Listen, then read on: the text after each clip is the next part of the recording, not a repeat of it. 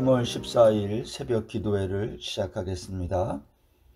오늘 말씀은 레위기 9장 1절로 24절 말씀입니다.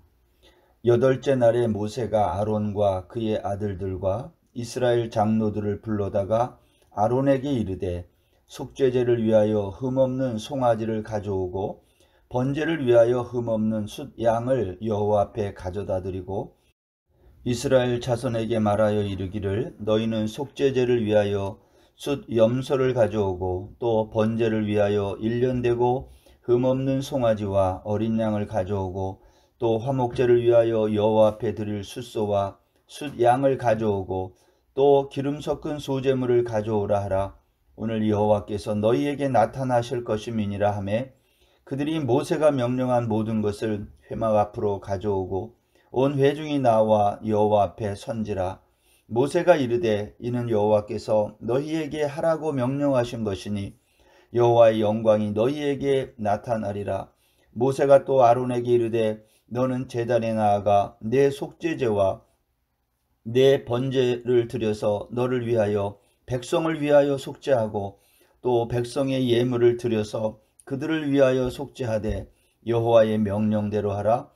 이에 아론이 제단에 나아가 자기를 위한 속죄제 송아지를 잡으매 아론의 아들들이 그 피를 아론에게 가져오니 아론이 손가락으로 그 피를 찍어 제단 뿔들에 바르고 그 피는 제단 밑에 쏟고 그 속죄제물의 기름과 콩팥과 간 거풀을 제단 위에서 불사르니 여호와께서 모세에게 명령하신 것 같았고 그 고기와 가죽은 진영 밖에서 불사르니라.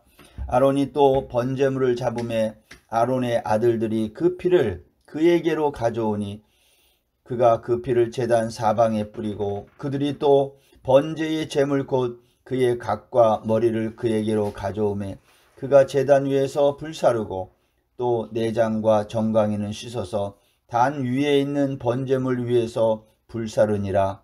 그가 또 백성의 예물을 드리되 곧 백성을 위한 속죄제의 염소를 가져다가 잡아 전과 같이 죄를 위하여 드리고 또 번제물을 드리되 규례대로 드리고 또 소제를 드리되 그 중에서 그의 손에 한 움큼을 채워서 아침 번제물에 더하여 제단 위에서 불사르고 또 백성을 위하는 화목제물의 숫소와 숫 양을 잡음에 아론의 아들들이 그 피를 그에게로 가져오니 그가 제단 사방에 뿌리고 그들이 또 숫소와 숫 양의 기름과 기름진 꼬리와 내장에 덮인 것과 콩팥과 간 거풀을 아론에게로 가져다가 그 기름을 가슴들 위에 놓음에 아론이 그 기름을 제단 위에서 불사르고 가슴들과 오른쪽 뒷다리를 그가 여호와 앞에 요제로 흔드니 모세가 명령한 것과 같았더라.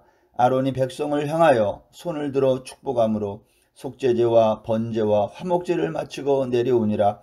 모세와 아론이 회막에 들어갔다가 나와서 백성에게 축복하며 여호와의 영광이 온 백성에게 나타나며 불이 여호와 앞에서 나와 제단 위에 번제물과 기름을 사른지라.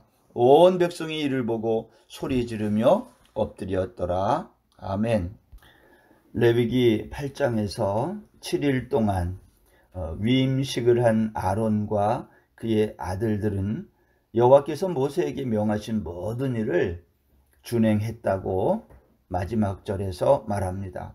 이렇게 위임식이 끝난 지금부터 모세가 제사를 드리지 않고 이제는 아론과 그의 아들들 제사장들이 모세를 대신하여 제사를 드리게 됩니다. 위임식이 끝나고 첫날이 된 거죠. 아론과 그의 아들들의 마음은 어떠했을까요? 이제부터는 자신들이 제사를 드리게 되는데 그 제사가 제대로 드려질까? 하나님은 받으실까? 위임식이 끝나고 첫날이 되자 모세는 아론과 그의 아들들에게 이렇게 말합니다. 이제 흠없는 송아지로 속죄제를 흠없는 수양으로 번제를 너희 제사장 자신들을 위하여 드려라.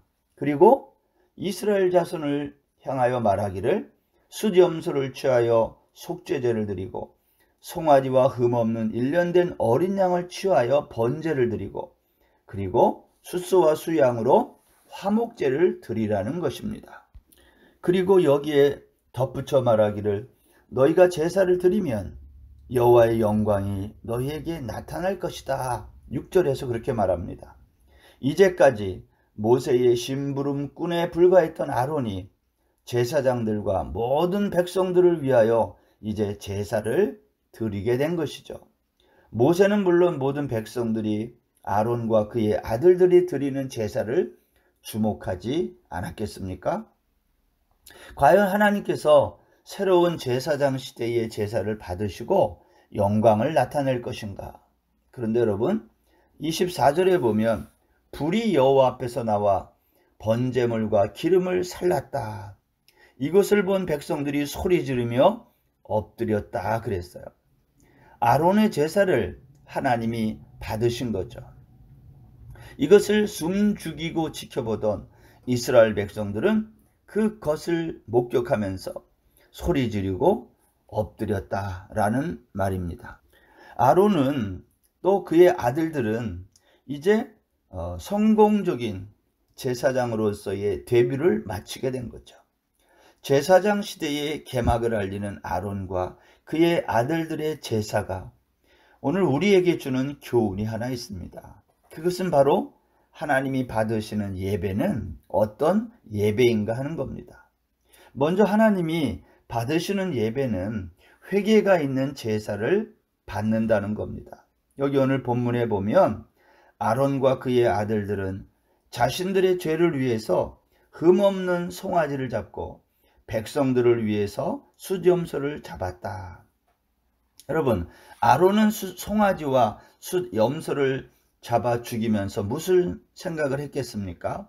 자신들의 죄가 이스라엘 백성 전체의 죄보다 더 비중 있게 취급되고 있다는 것을 깨달았던 것입니다. 여러분, 우리는 예배에 너무 익숙한 사람들 아닙니까? 눈을 감은 채 예배를 처음부터 끝까지 드려도 되는 분들이 있을 것입니다. 사도신경을 주문 외우듯이 아무 생각 없이 또 그렇게 외우고 찬송가 부를 때도 우리가 아무 생각 없이 그저 형식적으로 부를 때가 많이 있지 않습니까? 그런데 하나님이 받으시는 제사는 어떤 제사인가? 하나님은 눈물이 있는 제사, 그런 예배를 받으신다는 거예요. 누가복음 7장에 가보면 예수님에게 죄사함을 받은 한 여인이 예수께서 바리새인의 집에 식사 초청을 받아 음식 먹는 자리에 찾아와 울면서 향유를 예수님의 발에 붓고 자신의 머리털로 씻는 아름다운 이야기가 있습니다. 왜 이 여인의 이야기가 아름다울까요? 눈물이 있기 때문 아닐까 하는 겁니다. 눈물이 있는 찬양대, 눈물이 있는 기도. 우리가 노래를 부를 때 음정이나 박자가 잘 맞지 않는다 해도 눈물이 있다면 그것처럼 아름다운 찬양이 없는 것입니다. 우리는 어떻게 보면 예배에 너무 익숙해져 있는 사람들입니다. 하나님이 받으시는 예배는 예배에 익숙한 예배꾼들이 아니라 자신들의 연약함, 부족함을 안타까워하다가 울면서 찬송하고 기도하는 그러한 사람들의 예배를 하나님이 받으신다고 믿습니다. 아론과 그의 아들들이 자신들의 재물이 백성 전체의 재물보다 더 크다는 사실을 바라보면서 그들은 아마 통회하고 자복하며 예배 드렸다는 겁니다.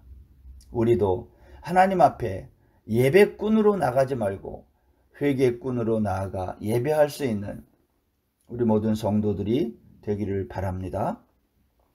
두 번째는 향기나는 제물이 있는 제사를 하나님이 받으신다는 거예요. 여기 오늘 아론이 드린 제사에는 속죄제, 번제가 있습니다. 이거는 제물을 다 태워드리는 거예요. 무엇을 위해? 향기를 위해서. 여러분, 제물이 없는 제사는 없습니다. 우리가 하나님께 예배를 드릴 때 어떤 사람들은 예배를 통해서 뭘 받으려고 그래요. 예배는 내가 뭘 받는 것이 아니라 드리는 겁니다. 누가복음 7장에서 한 여인이 옥합을 깨뜨려 드린 것처럼 예배는 자기 자신을 깨뜨려 드리는 것이죠. 말씀대로 살지 않고 그렇게 하기 위해서 몸부림치다가 연약해서 넘어지고 쓰러져 그러한 피투성이가 된 자신을 주님 앞에 드리는 것이 예배다라는 거예요. 완벽하게 준비된 예배, 정각에 시작했다가 정시에 마치는 그러한 예배, 물론 그것도 예배이지만 하나님이 원하시는 예배, 그것은 그와 같은 예배꾼들이 드리는 예배가 아니라 눈물이 있는 예배, 회개가 있는 예배를 하나님은 받으신다는 겁니다. 오늘도 우리의 예배가 그러한 예배가 되기를 바랍니다. 오늘 본문 23절에 보면 성경은요, 아론에게 스포트라이트를 비추고 있습니다. 제사를 마치고 백성들에게 손을 들어 축복하는 아론의 모습, 화려한 제사장 아론의 그림자에 가려서 무대 뒤편으로 서서히 사라지는 아름다운 모세의 삶, 저는 그것이 하나님이 받으시는 예배가 아닐까도 생각합니다. 전임자들은 후임자를 세워놓고 흔히 이런 말 듣기를 좋아합니다. 옛날이 좋았어. 그때 그 사람이 좋았어. 여러분, 모세가 없어도 하나님이 받으시는 제사를 드릴 수 있는 공동체, 그것이 건강한 공동체입니다. 모세가 없어도 되는 사회가 건강한 사회입니다. 모세는 무대의 뒤편에 서 있는 아름다운 나무와 같은 존재입니다. 하나님이 받으시는 예배는 누군가를 위해 헌신하고 희생하는 아름다운 삶이죠. 하나님이 받으시는 예배는요, 그래서 사람들이 준비한 예배를 하나님은 받으시는 거예요. 우리가 바른 예배자가 되어 나오기만 하면 하나님은 우리의 예배를 받으시고 축복하기를 원하시는 거죠. 바른 예배자가 된다는 것은요, 예배를 잘 준비하는 겁니다. 여러분 보십시오. 아론과 그의 아들들은요, 7일 동안 위임식을 하면서 모세가 명령한 대로 다 순종했다. 성경이 오늘 그렇게 말합니다. 그리고 첫 번 드리는 제사도 모세가 명한 그대로 순종합니다. 여러분, 구약의 제사는 오늘날 우리가 드리는 예배처럼 간단하지 않았습니다. 짐승을 잡아서 단에 올려놓는 일만 해도 엄청난 수고와 노동이 필요하지 않았겠습니까? 절차도 간단하지 않았습니다. 제사를 집례하는 제사장도 아무 옷이나 입고 나갈 수 없어요. 그 제사에 합당한 제사장 의복을 입어야 했던 거죠. 구약의 제사는 수고와 헌신이 필요했습니다. 하나님의 축복은요, 이와 같은 사람들의 준비 위에 임하는 겁니다. 예배를 위해서 우리는 얼마나 준비합니까?